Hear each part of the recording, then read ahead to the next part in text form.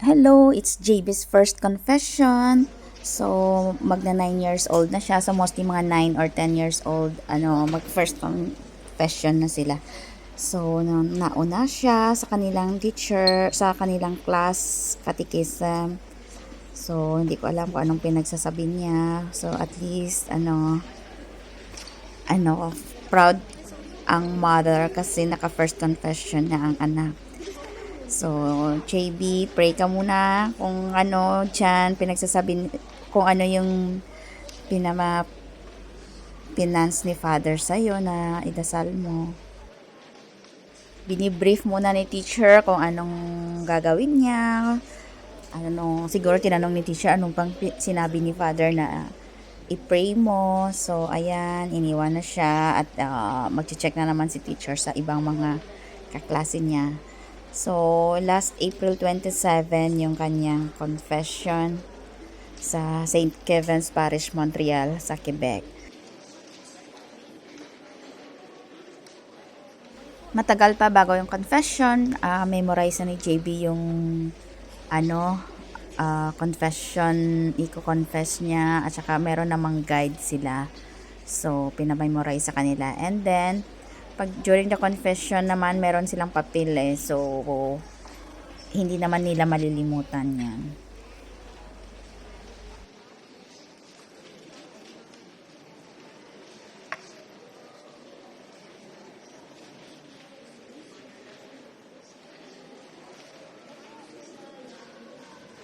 Good boy, tapos na ang prayer niya. Palingon-lingon muna kung ano nang gagawin.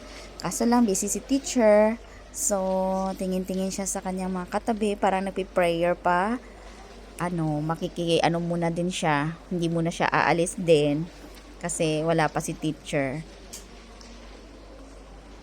Si 3D, para matahimik, binigyan ng cellphone para hindi maingay.